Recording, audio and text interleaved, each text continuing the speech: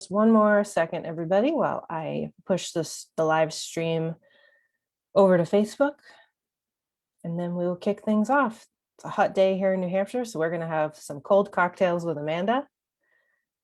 All right, everybody, we are live on Facebook. Welcome to tonight's event. We are so excited to bring you another live tasting adventure as part of our 10th annual Summer Fun Tour. So this year's tour, you won't find us driving around as much as normal because we are bringing the tour to your homes. So we're hosting 5 different mixology competitions, and the Maker's Mark mixology competition kicked off today. So we have Laura here on Zoom with us, who was our first entry today. So yay, Laura. If you're not participating, go vote for her because she was the first one. So let's get her some votes, people. So as part of the adventure, we are arranging some really fun live events with some of our participating brands. So last week, we went live with the winemaker for Maomi Wines. He talked to you guys about some of the different flavor profiles and gave you some ideas on how to make your cocktail. And so tonight, we have Amanda Humphrey and Jane Bowie from Maker's Mark. So we're really excited to have these ladies here. Jane joined us as part of 90 Days Around the World, and I already told her, but I didn't get to host her event, and I was very sad. So I'm very excited to have her here tonight. Jane is the education manager. Oh, excuse me. Sorry. Jane is the director of innovation for Maker's Mark. Amanda is the education manager. So we're going to talk a little bit about the history of Maker's Mark, and then Amanda is going to mix up some cocktails with us tonight, get you guys excited to make your own drinks. So, to kick things off, let's just do like a little warm up, guys. So we have Mark, Amanda, and Jane on the line. So Jane, could you introduce yourself for the people on the line? Sure. Hi, everyone. My name is Jane Bowie. I am the Director of Innovation and Master of Maturation at Maker's Mark. I've been hanging around the bourbon industry and makers for 14 and a half years. So my whole world, I spend most of my day with a nose in a glass and trying to come up with yummy whiskeys that you guys will enjoy in New Hampshire. So thanks for having me. Awesome. Thanks, Jane. Amanda, could you introduce yourself to everybody? Hey folks, I'm so happy to be with you guys tonight. So a little bit about myself. I am the Education and Drinks Program Manager for Maker's Mark, based at the distillery in Loretto, Kentucky. And part of my job is to create wonderful experiences and an incredible drinks program that does all of the liquid that Jane's creating justice. So at the distillery, we're working on production gardens, trying to source as much from the land as possible, trying to lower environmental footprint while creating world-class cocktails. And then working on guest experiences. So hopefully some of you make the pilgrimage down to the Maker's Mark distillery if you haven't already. And you'll figure out there's lots more to do than just going on the standard tour. So we've got like cocktail experiences, nature experiences down there. A lot for you guys to get stuck into when you visit the distillery. Great, thanks, Amanda. And then the third person we have on tonight is our spirits marketing specialist, Mark Roy. For any of you who have joined us for a live spirits tasting before, you know and love Mark. But Mark, for those who are joining us for the first time, can you introduce yourself? Absolutely. Thanks for having me. Good to see you again, Jane, and nice to meet you, Amanda. I'm the spirits marketing specialist. Like Caroline said, basically that means I'm the spirits buyer for the state. I've had the opportunity to travel down to Maker's Mark a few times to do some of their personal selections. Been on the distillery tour a couple times, and it's a beautiful facility. So like Caroline said, if you want to get your cocktail recipes in there, and hopefully you'll get the votes, and we'll be able to get you down to the distillery so you can really enjoy the experience down there. Thanks for having me. Awesome. So it looks like we have John here on Zoom, who is a Maker's Mark ambassador. So exciting. Welcome, John. Hey, John. Hope you're excited for tonight. So Jane, a lot of people on the line tonight did come to your talk as part of our 90 Days Around the World program back in November, but we have a lot of new faces as well. Could you give us a little history lesson on Maker's Mark? I would love to give you all a little history lesson, and please ask questions. We love talking with people instead of at people. So Maker's Mark, if you go back to the beginning, it was created by a bourbon making family that had been here since the very beginning in Kentucky. And in the early 1950s, a husband and wife decided to start from scratch, which is pretty bold considering the industry was tanking in the 50s. And it was literally probably the worst time in the history of our spirit to start in the industry. And they threw out the old and they started new, and they began with the taste vision. And they sat down and they said, if we were going to make a bourbon, what do we want it to be? And the taste vision, it wasn't, they didn't sit around going hints of vanilla with a little bit of caramel. It wasn't that. It was more the spirit of what they were trying to accomplish. And for them, it was, they wanted a bourbon that was approachable, that you could hold on your tongue at 90 proof, that had balance and grace and things that they loved about whiskey that weren't necessarily being produced traditionally by their family. And so with that taste vision, they set up and bought this distillery in Loretto, Kentucky, which it's middle of nowhere. I mean, literally you have to be tricked or hijacked into coming in the early days. Today we get about 200,000 visitors a year, which is wonderful. And as Amanda said, we love people coming.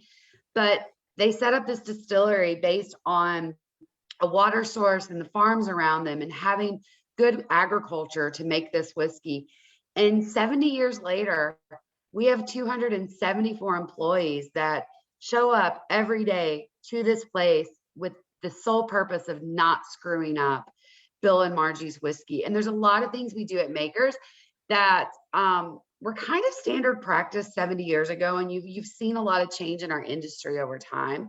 My role in particular is celebrating those choices that they made and using that as inspiration on how we go forward and protect the core, but continue pushing the boundaries of flavor and the new. And so, it's everyone there spends a lot of time with the intention of staying true to their vision, staying true to their passion. His passion was the bourbon. She created our packaging and set up the tourism and really did everything else. He was the craftsman. She was the brains for business. And everything we do still really honors them at the distillery. So it's an interesting place to work. It's a wonderful brand.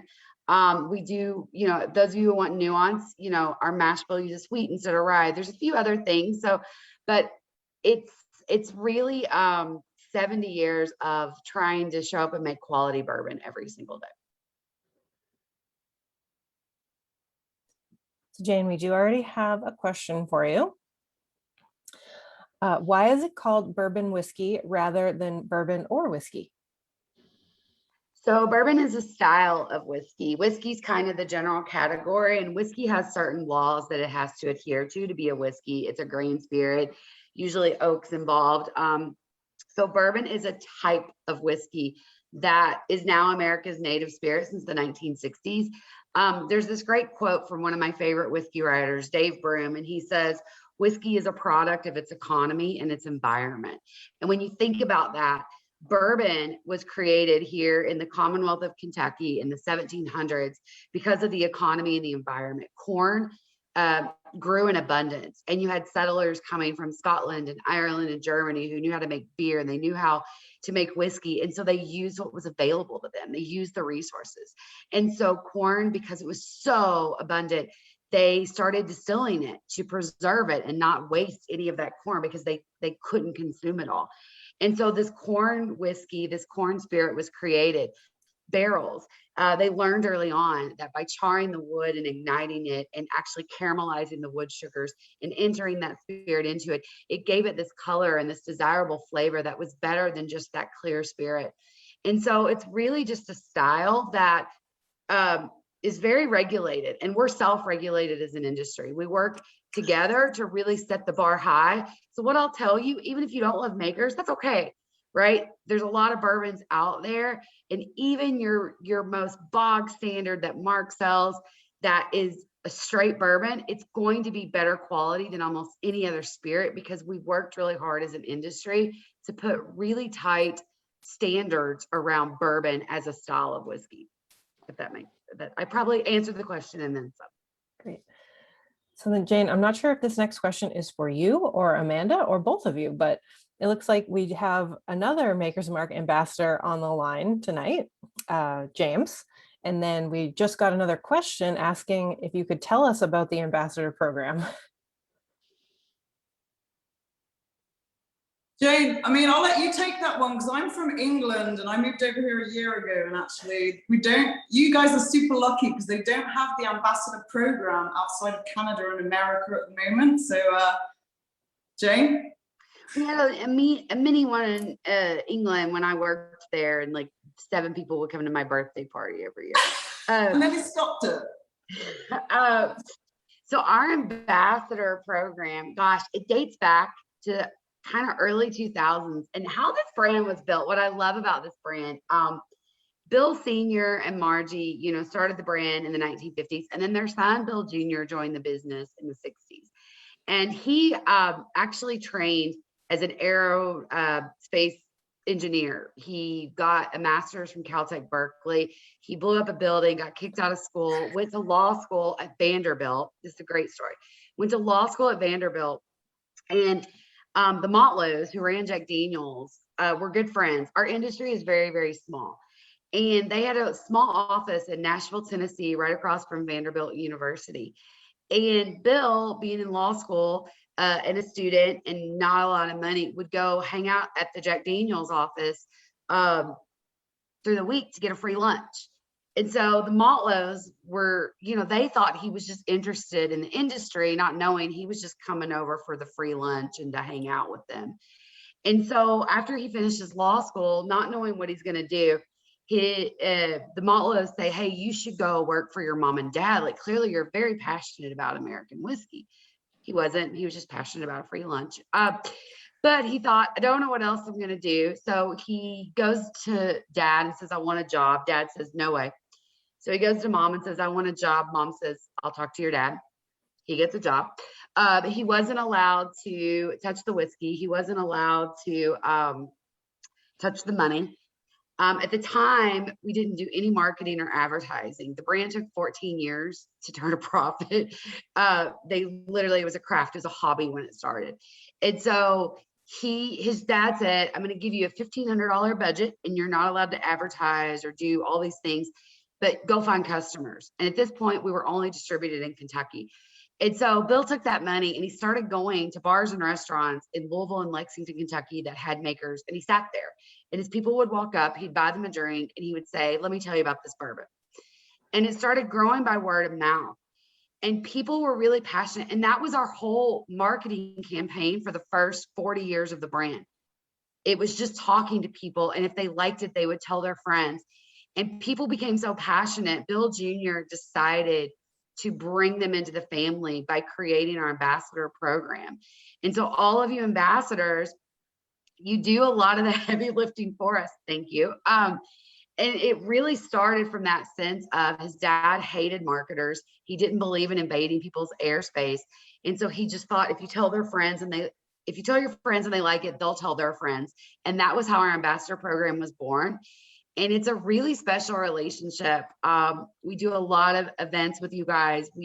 You're the first to know anything we're doing, and you hold us accountable. When we screw up, you let us know, and we appreciate that. So that was a really long story. I'm sorry. I'm going to start editing myself, but that was how it started. Jane, that was awesome. Thank you. Thank you for explaining the program. I'll give you a minute off because the next question is actually one that I'm going to answer. So one of our viewers here on Zoom is wanting to know if the prizes for our Maker's Mark competition are the same prizes as the wine competition that was from 2 weeks ago. So they are not. So if you're just joining us, we are doing a little competition this summer where you can participate at home. You can make a cocktail. The event that is live now is to use Maker's Mark and at least one other item in a cocktail. Make a video of yourself and submit it on our website, nhsummerfun.com. And then get your friends and family to vote.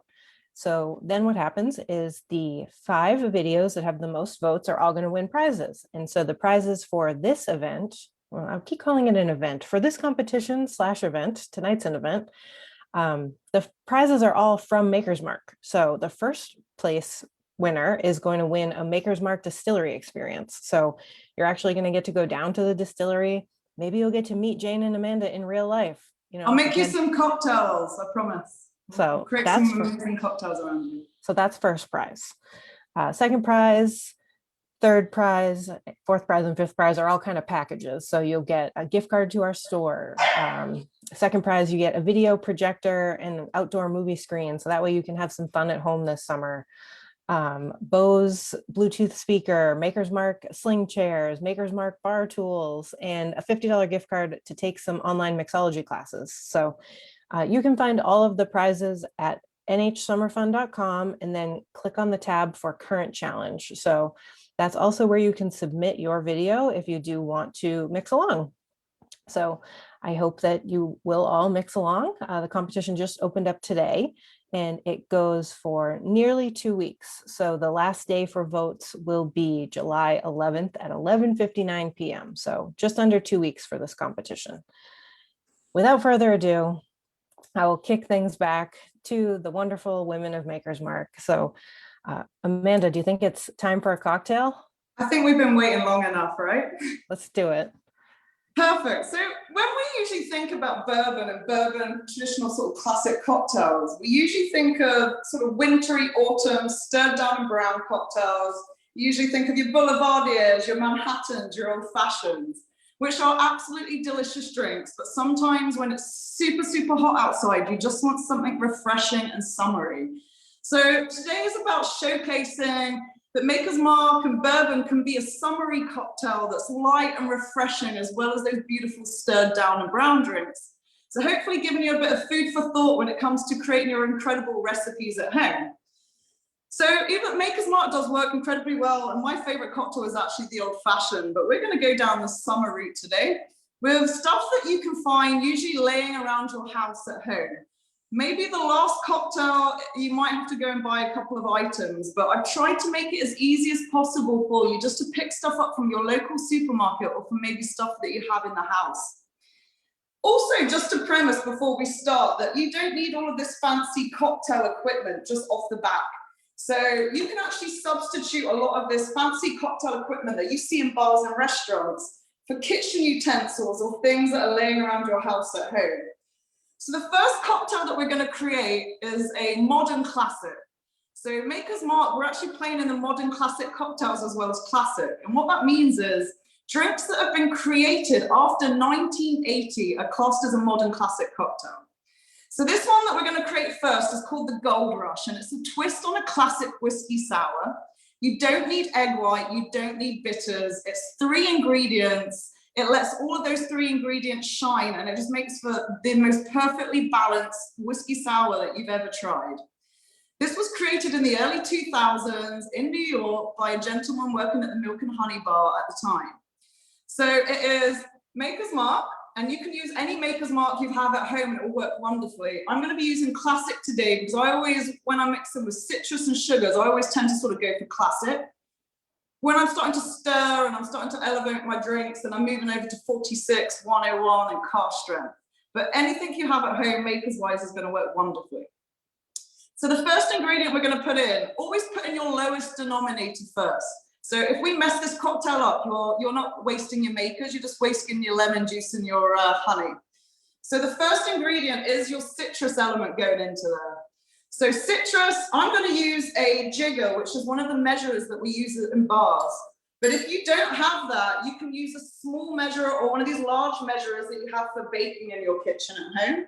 Or an egg cup is 1 part. So really easy just to grab something else. So we're going to do 3/4 of a part of fresh citrus going into that cocktail. Make sure you measure it out.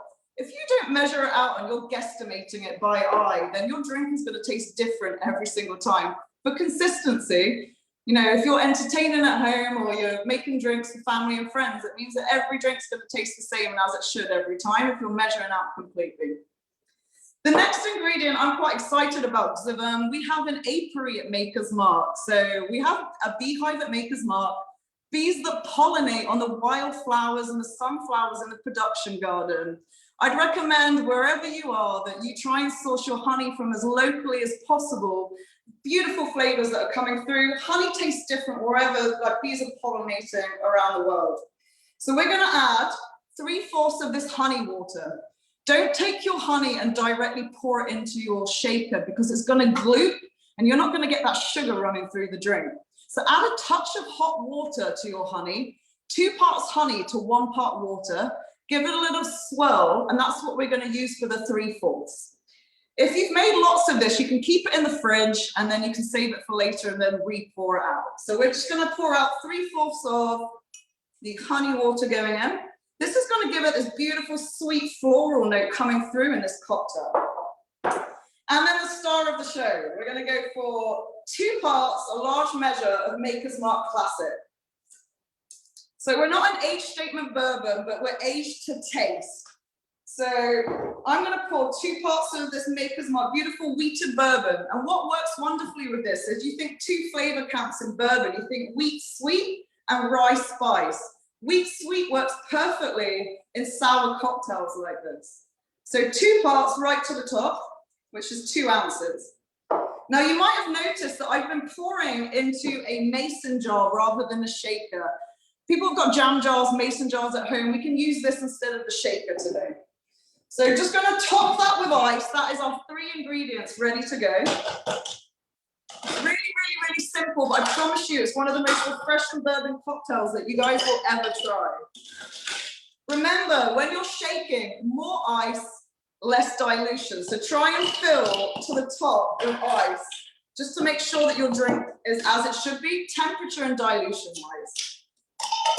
And then as an old school bartender once said, shake it to wake it, don't rock it to sleep. So you're going to shake it for about 10 to 12 seconds. Breathe when you shake, because I don't. I stand on one leg and I don't breathe and I come out of it just gasping for air. But everyone's got a different shake. Just go with it, okay? So 10 to 12 seconds.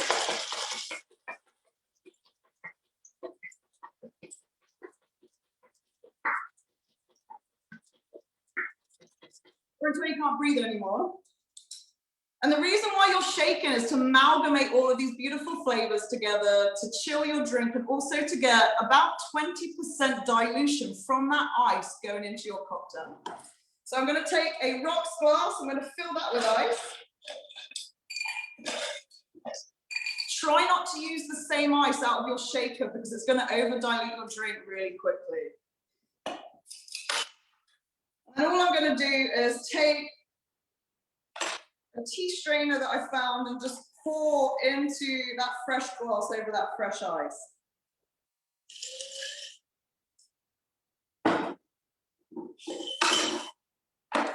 Make sure you've got a window at the top of your drink. If your guests are talking, getting excited when they're around, then it means that the drink's not literally going all over your white carpet, all over your floors. And it just looks a little bit more high-end when you have that lovely wash line at the top of your drink. And then we're just going to garnish that with a wheel of lemon that sits just at the top there. So that is one cocktail that hopefully you can find ingredients for at home. That beautiful sort of sweet sour element that works with the yummy wood sugars of Makers, the vanilla, the caramel, it's like that sort of nuttiness that comes through on Classic. So cheers. I hope you guys have a little play around with this one at home. You could float port wine, red wine on it and make it a twist on a New York sour with this ingredient. So cheers. Amanda, could we use different types of citrus here? One of our viewers wants to know if they could use grapefruit. I would use grapefruit, maybe do half grapefruit, half lemon or lime, because if you want, as well as that bitterness that grapefruit gives you, you need that real sort of acidity coming through from a lemon or a lime. So if you're going to play around with maybe like mixing it up, half grapefruit, half lemon maybe, so you still get that real bite coming through. And then another one of our viewers wanted to know if you could use different types of honey. So I'm going to go on a limb and say that we can't all get honey from the Maker's Mark Aviary. So use your favorite honey. You can get incredible store-bought honey now, and if not, reach out, like Google your local honey suppliers around the area. If you're living in a city, then more often than not, they've got hives at the top of buildings in cities as well with city bees. So yeah, you'll be able to find some local honey for you. Great. And then we've got a question for Amanda and for Jane. So you guys can decide who answers first, but one of our viewers would like to know what a typical day at the distillery is like for both of you. For me today, so a typical day will look like me arriving. I'll have a couple of meetings about what the rest of the week looks like with the team. Our ambassadors that are coming down to the distillery. So we actually have our very own meeting about ambassadors that are coming to the distillery to make sure that you guys are getting looked after, when you're coming down, timings on it. I was out on the farm today. So we sit in just over 1,000 acres at Maker's Mark.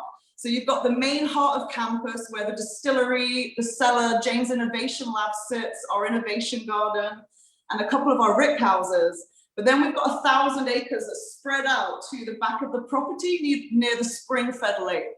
So we've got a 10-acre spring-fed lake, nature trails. Our new executive chef started today. So we've been out in the production gardens, out in nature, showing her basically her playground of flavor. More often than not, I'll pop back to the restaurant and make sure that service is going all right down there.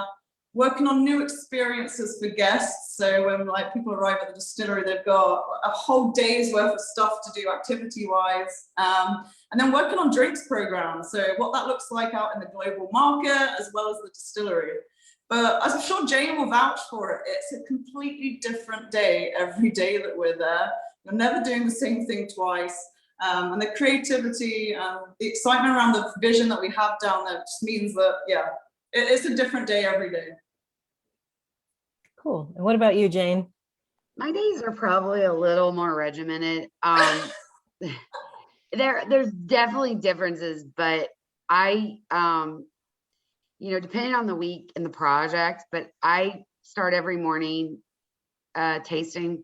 So it's usually, you know, today was heavy. It's a heavy week on core liquid work.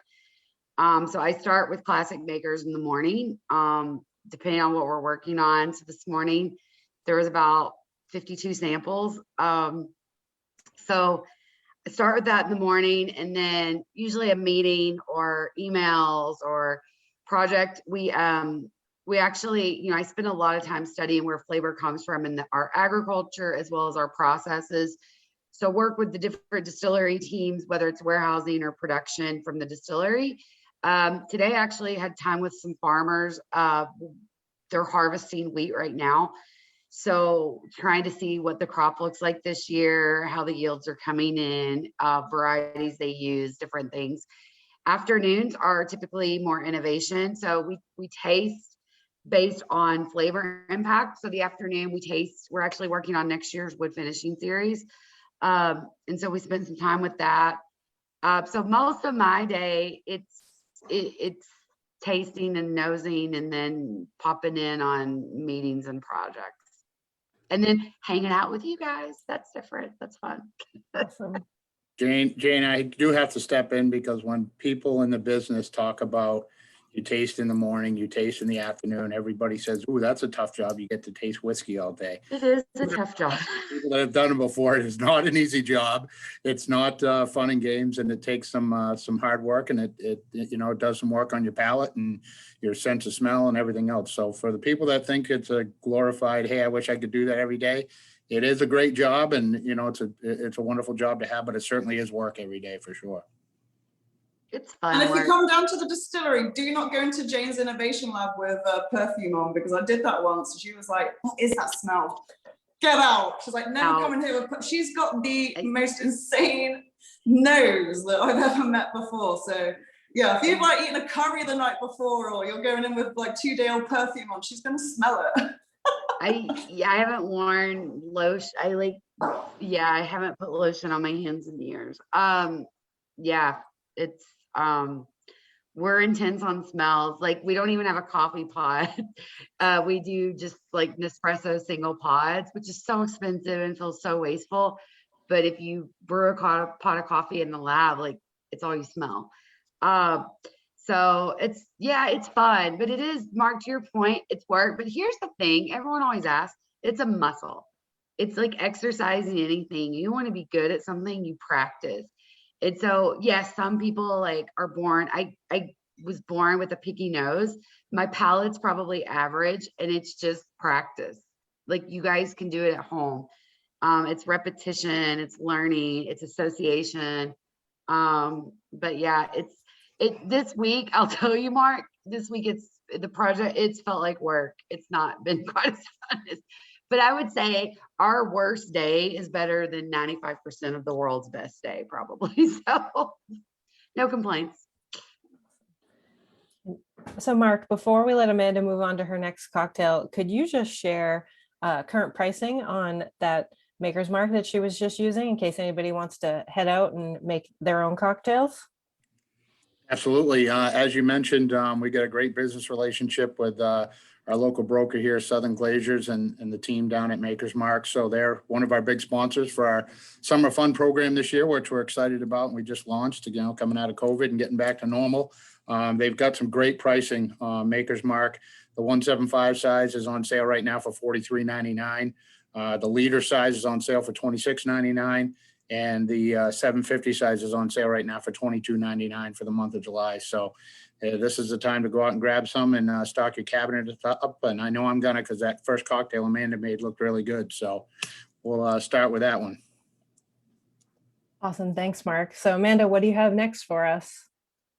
So next, when we associate drinks with summer, maybe some of you have heard of sangria. So traditionally made in Spain, with traditional brandies, chopped up citrus and apples, and then with red wine, and then topped with either lemonade or some sort of soda. I thought we would do our Kentucky version of that, just to show you that a sangria can work incredibly well with Maker's Mark and bourbon. And we're actually, because we're down that summer of fun route, we're actually going to swap out the red wine for rosé wine. So if you've got red wine, rosé wine, or white wine at home, actually this cocktail works well with either one of those three. So don't go out and buy something if you've got one of those three at home. So what we're going to do is I've just got a jug because nobody wants to drink a sangria on their own. So what I would recommend is that this is a sharing cocktail. So if you've got friends, family around, you're taking a drink to the park, this is the perfect cocktail to take. Throw it all together in a couple of minutes and then everybody has got drinks. You've got your 5 a day in here as well. So you've got your chopped fruit. So in here I've got chopped orange, lemon and apple. If you don't have apple, you could swap it for strawberries. You could swap it for watermelon going in there. Any sort of seasonal fruit that you have laying around your house is going to be incredibly awesome, soaked in this cocktail. When you make it, we're going to build it and then we're going to put it in the fridge. Peaches would work wonderfly, whoever's texted that in. So that was a great shout. That was a good elevation. You're probably going to improve this cocktail that I've already made. Maybe that's your entry. So we're going to put a handful of chopped fruit, whatever that might be, apple, watermelon, a handful of citrus. So I've done lemon and orange in there. And then we're going to do 2 parts wine to 1 part Makers, depending on how big the pitcher or the sharing vessel that you're making is going to be. And we can share the ingredients with you guys after, so don't worry about sort of concentrating on the recipe, just concentrate on the flavor profiles going in. So I've got rosé wine that's going in, and I'm going to do 2 parts rosé wine. I'm going to pour it over the fruit that I've just chopped up and put into the drink. And then with this one, I think Maker's 46 is going to work incredibly well.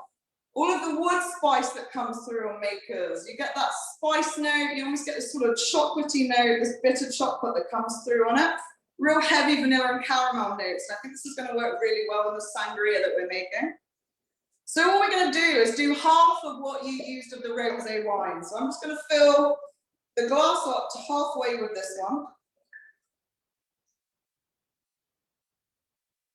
And go straight into that beaker that we're mixing in. And again, this works incredibly well with any Makers that you've got at home. So it doesn't have to be the 46, but it's actually my favorite in this cocktail. Okay, so we're going to give that a stir. You don't have to have a fancy bar spoon. I mean, a teaspoon, a chopstick, any sort of stirring device will do. And you're going to give that a stir just so the fruit and the apple starts to soak in the wine and the bourbon. And then you're going to get a big old wine glass that you have at home. I've got a stemless wine glass I'm going to be using for it. So after you've done this, you're going to pop it in the fridge and wait until your guests arrive or you want to drink it. You're going to get cubed ice right to the top of your glass again.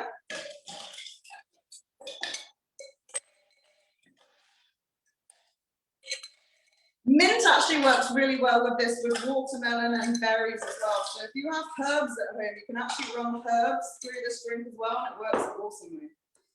And then all we're going to do, and making sure that you get some of that fruit going into the cocktail is really important. So you're going to pour out about halfway. Make sure you get lots of that fruit scooped in. And then you're going to leave room just at the top to give it a splash of either soda, lemonade, or any sort of carbonate you've got at home. Because we're in Kentucky, I'm going to go ale-8. It's an ale-8 ginger ale that's from Kentucky. It's locally sourced, so I'm going to just top up with that right now. It's going to give it this lovely sweetness that comes through the drink. So if you think you'll put in bourbon that's lovely and sweet caramel vanilla, the wine's drying it out slightly. We're just going to add another sort of sweet modifier to it to make sure it's balanced. And again, leaving that little window at the top of the drink so you've got room for error. So we're going to stir that all the way through. Pop this back in the fridge for your next cocktail. And there you have a rosé bourbon sangria. Cheers. Looks amazing. Well, Amanda, let's see. you just brought together the world of wine snobs and whiskey geeks in one cocktail. You wait until the next one. All right. I'm just going to have to taste this just to make sure it tastes as it should. So we did just have a question come through asking if we sell that ginger ale in our stores, and unfortunately we do not. We do have Fever Tree ginger ale and I think a couple other brands. So you can get ginger ale when you get your Maker's Mark, just you can't get Amanda's ginger ale. Sorry, guys. And I tell you what, Fever Tree ginger ale, it works just as well as this does. So yeah, whatever you can get ginger ale in your store, I promise you it's going to work wonderfully in your drink. Ale-8, it's ginger beer would be great in it. And it really, here's what I would say, it depends on your palate. So like Ale-8 is a Kentucky institution. It's kind of like Mountain Dew and ginger ale had a baby is what it tastes like. It's got caffeine in it. I can't, it's too sweet for me. People love it. I do not have a sweet palate. So everyone, and I feel guilty if everyone's like, oh, but it's local. I'm like, yeah, it's so sweet. So it really, the great thing about these drinks Amanda's doing, to her point, like peaches or what, everything's transferable to what you like. So if you love grapefruit in that last cocktail, absolutely. I would have to up the honey probably because I hate grapefruit. The bitter overwhelms me. But like all of these are simple and you can make adjustments for your own palate. But so I would not use Ale-8 probably. I would use a Fever Tree that's more ginger forward, but that's what makes it fun. You can play around. Great. We've got another, I'm going to call it another twofer question. One of our viewers would like to know, Amanda and Jane, how long have you ladies worked together? Oh, this is actually a really good story. It goes back way before I was working for Makers. So Jane, before she was Master of Maturation and Director of Innovation, was one of the first American whiskey ambassadors in the international market, so outside of America. So she was based in London as one of the first American whiskey ambassadors for Maker's Mark. There wasn't really such a thing as sort of an ambassador going around spreading the word about a brand at that point. I was managing bars in London. I was managing a bar called Paramount. It was the top of Centre Point, so 32 floors up. And I remember that Jane came in to do a tasting for us, so an American whiskey and Maker's Mark tasting. And I was just like, oh my God, I hadn't felt like love for a brand like I had before Jane had talked about Makers. And from that moment on, I was kind of like, how do I get a job at Makers? How do I move to that side of the bar? I want to be an ambassador. But yeah, Jane and I were actually friends. We used to go out drinking. We were friends in London. And Jane moved back to Kentucky to, go back to the distillery and then start building on the private select program and all the innovation coming out. And I had to wait a number of years, but the position of Maker's Mark ambassador came up in the UK market, and I went for it. I was looking after world whiskies before that, so Japanese, Scotch, Irish, and American. And the position came up with Makers, and it almost feels like I was, from that moment when Jane did that session, that I just knew that I wanted to get to Makers. So my job in the UK market, 3 years as the diplomat, launching private select over there. I just knew my end goal was I wanted to get to the distillery at some point. So last March, I moved over here, took the position a day before everything shut down. Flight shut down the day after I got here, so I literally got here one day in time. But in a capacity, Jane, how long has it been? About 12 years I've known you for? We've been drinking bourbon together for approximately 13 years. 13 years. I'm terrible with years, so yeah, about 13 years. Yeah. That's awesome. And so Amanda, quick diversion. I'm going to London next year. So offline, I would love to hear your recommendations for which bars I should check out. I've got a list ready for you. I'll send it over after. Awesome. Pubs. Sorry. No, bars are very different than pubs. I miss pub culture personally. Yeah. Especially in London in summer, like everyone just spills out to the streets. You've got bankers next to plumbers. Like I just love it. It's incredible. It's a very different drinking culture. Well, I will You're go gonna love it. wherever you tell me to go. Okay, I'll send you a list over after. And that goes for any of you. If anyone's visiting, then I'll send you a list of places you got to check out. Yeah, hey, if anybody wants to come with me next year, let me know. All right, so I think we have one more cocktail for this humid evening here in New Hampshire. We do. So with the other two, definitely ingredients that you find laying around your house at home. With this one, if you love your Aperol spritzers, then you might have these ingredients at home. If not, then you might need to go and grab a couple of items from the local shop. So we know that this massive explosion in popularity of the Aperol spritz. So it's an Italian bitter vermouth that's got loads of ice and sparkling wine in there. So it's a perfect summer refreshment. It goes to show you that Maker's Mark and Bourbon can play in like lighter style cocktails like this, and it works really well. So with this one, you're gonna need 4 ingredients. The lemon juice that we'd already made before. With this one, I am gonna use Maker's Classic again in this one. Prosecco, so a sparkling wine. It doesn't have to be Prosecco, it could be Cava, for example. Don't go and spend $120 on a bottle of like fancy champagne unless you want to, and then that's fine as well. But make sure that this is chilled before you're pouring it into your cocktail. The last element of this is going to be a sugar agent. Okay, so if you think the Italian like bitter vermouth is super bitter, the citrus is going to cut through. We need a sweetening agent in there. So I have got a passion fruit syrup here that I made just from putting simple syrup together with some passion fruit in it. This is like the sangria. This cocktail would work with normal simple syrup. It would work with this. It would work with strawberry syrup, any flavored syrup that you have at home. I think this is going to work incredibly well in your spritz. So you can start to get creative as long as you stick to the measurement. You can get creative with the ingredient going into your sugar. So with this one, we're going to shake it. This one, I'm going to use a random thermo flask that I have laying around my house, just so again, anything you have, we can make it work. We're going to do 1 part of Maker's Mark going into that. Always make sure that you're measuring right to the top, just because that consistency on that. Then we're going to do half a part of the, 1 part, sorry. So it's 1 part Maker's, 1 part Aperol. If you don't have Aperol, you could use Campari if you have it at home. Just make sure that you maybe just dial up the sweetness ever so slightly. So 1 part of Aperol going in. So 1 part, really easy to remember. And then the citrus and the sugar are half a part. So it's a really simple recipe.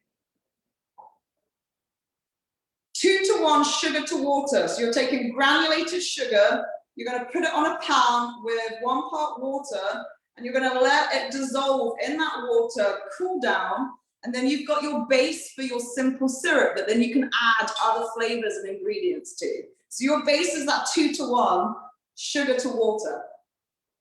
And then I added that passion fruit directly after that. So half a part of that going in.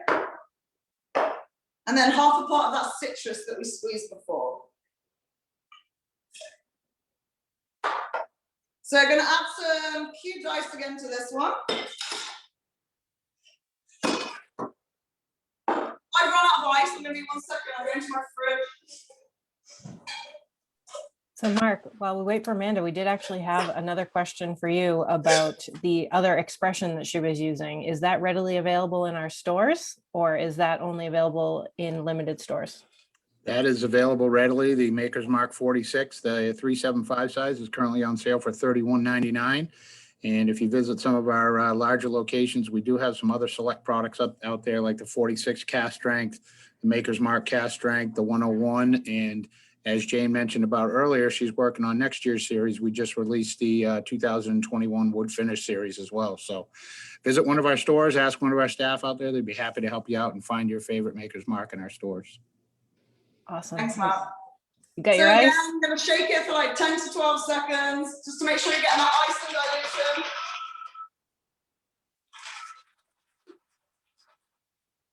Okay. Literally, you can probably notice that just broke on me and went over my top. So when you're holding the shaker and a thermoflask, just make sure you're holding it together as you're shaking, not like me.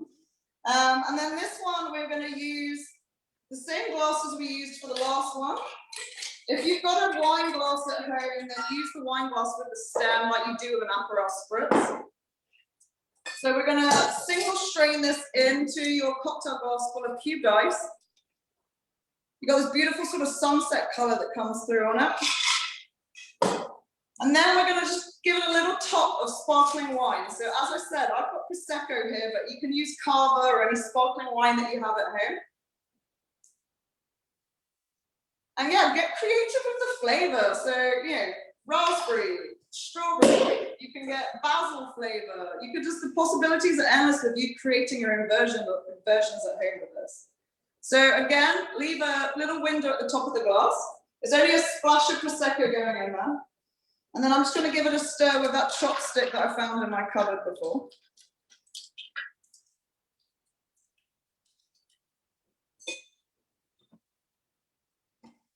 I'm going to put a big orange slice into this one.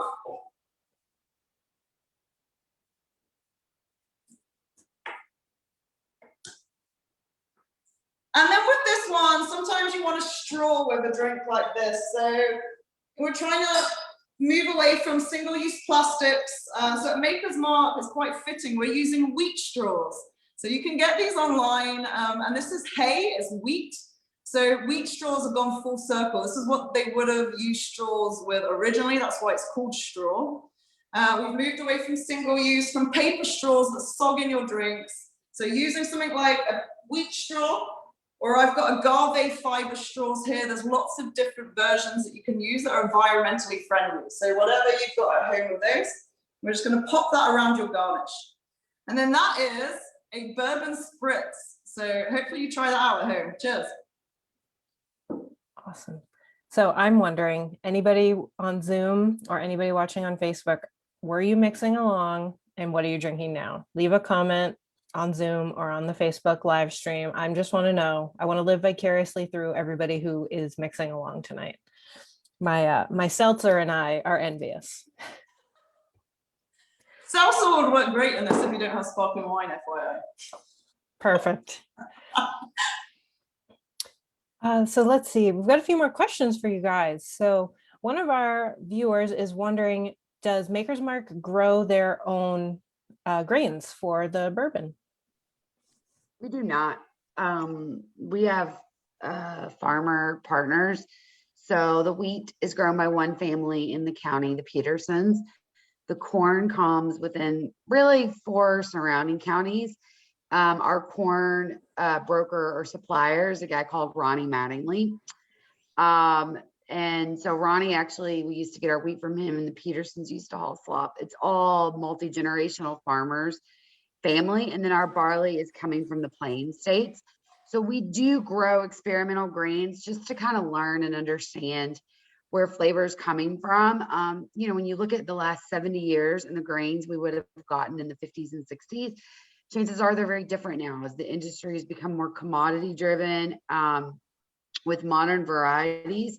So we're doing a lot of trying to understand where flavor comes from in the mash bill and the grains in the agriculture to basically understand flavor levers. And as we keep thinking about new whiskeys in the future, we're going to have these levers to do different things. And it's also about understanding our recipe and our ingredients so that we can make bourbon for you guys for the next 50, 100 years and keep looking to the future. So, but we know we have people much more equipped to grow those grains than us doing that for us. So Jane, a question for you. What are your thoughts on flavored whiskeys? You mean like a honey or I guess that's the I think question. so. Laura, Um, if that's not what you meant, let us know, but let's go with that. Yeah, I think there's, you know what, there's time and place for everything. We don't make flavored whiskeys in the sense of adding flavors that have been manufactured. We add flavor using oak, whether it's French and virgin oak with cooking techniques. So we're putting flavor in using agriculture. Other people do it using flavoring agents. And I think, you know, if we all like the same thing, what a boring world it would be. So if that's your jam, I bet Mark's got them lined up for you. So yeah, I think there's a time and a place. It's just not something we personally do at Maker's Mark. Great. And then Amanda, we have one last question for you before we wrap things up tonight. So one of our viewers is thinking about entering the cocktail competition and wants to know if there's any flavors that they shouldn't try and mix with Makers. I would say if you're using citrus in a sour, then lemon juice over lime juice works incredibly well with Makers. So you get almost like this sort of cloy note that comes through on lime that doesn't work so well in bourbon. So I'd say that if wherever possible, you use like the grapefruit or the lemon that we talked about, or orange over lime. That would be my number one thing that I would keep away from bourbon usually. I've been doing it wrong. That's my personal preference. I prefer lemon, but sometimes in the summer, I love just like a highball with like sparkling water. So Carolyn, yourself, like My pomegranate seltzer? I love bourbon with sparkling water. Sometimes in the summer when it's really hot, cocktails, like they're so delicious, but they do bad things to me sometimes. So I didn't know that about lime. Yeah, We should if you do get a your blind drinks family. citrus bourbon tasting at work. I would love that. Okay, well, I'm going to work on a lime citrus cocktail for you for tomorrow. Yeah, you've made beets taste delicious in a cocktail. I can 100% tell you that avocado doesn't really work that great with bourbon, because I've tried to model that into a sort of bourbon caipirinha, and that absolutely went terribly wrong. So don't do that if you're entering the competition. I think if you stick to drinks families, my recommendation to you guys would be don't reinvent the wheel. Take a drinks family like a sour or a stirred down and brown like an old fashioned and twist it ever so slightly.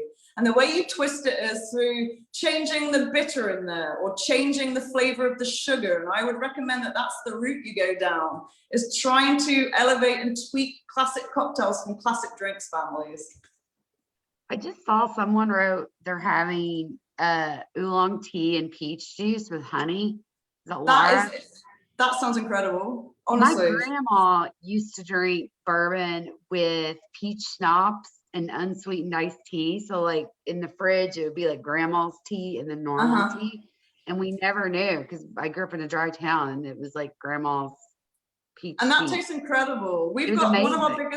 one of our biggest sellers at the distillery is the twist on an Arnold Palmer. So taking sweet tea, we soak the walnut bungs from the Maker's Mark barrels in the sweet tea, and then we add Maya lemon and classic lemon to it. And you've already got the sweetness coming from the sweet tea, so you don't have to add any other sugar to it. And honestly, it flies out with them. It's the most popular cocktail at the moment. So that is a great shout. All right, everybody on tonight, you all better submit cocktails so one of you can win a trip down to the distillery and tell me about this drink. FaceTime me while you drink that Arnold Palmer so I can Right? live vicariously through you. Caroline, who's judging that? Like, I want to drink these. Who's judging this competition and tasting all? Is it Mark? Mark's in the catbird seat over there.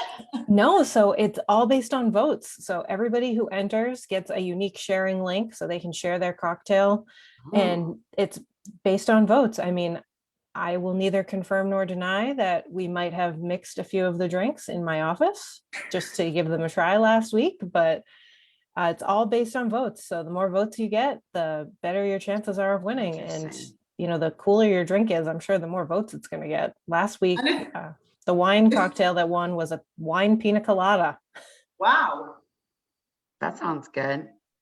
And if you want more inspiration, go over to the Maker's Mark website. We've got loads of cocktail recipes on there. Maybe you'll find some inspo there that you can tweak to make your cocktail. And then it's all in a name as well. So it's a name that gets people in a cocktail. It's the descriptive, what's in it, and then like, what's it called? Is it a memorable, fun name that people are going to remember?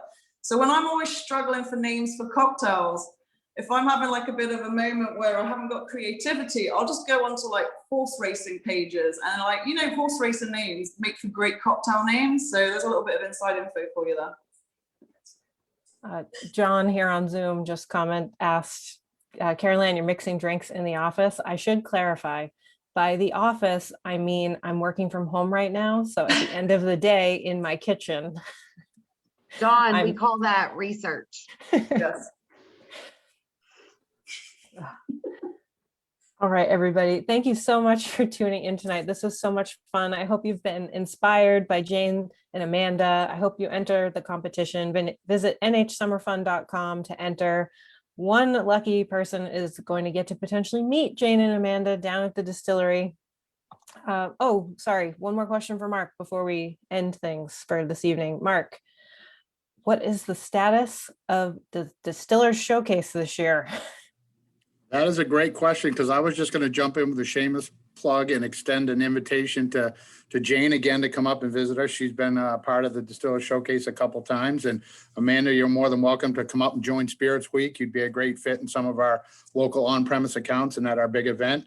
I'm happy to announce that we are hosting the annual Distiller Showcase and Spirits Week this year. It's going to be November 4th at the Doubletree Radisson, the Expo Center, New Hampshire Expo Center in Manchester. So more details will be forthcoming. We just had our first internal meeting last week. I am super excited to have this event back, and we will let everybody know more details, and hopefully tickets will go on sale soon. And we hope to sell the event out. And again, Jane and Amanda, thank you guys so much for being on tonight and being with all our great fans up here in New Hampshire. And we appreciate your partnership and the ability to bring all these products to our fans up here in New Hampshire. So thank you very much.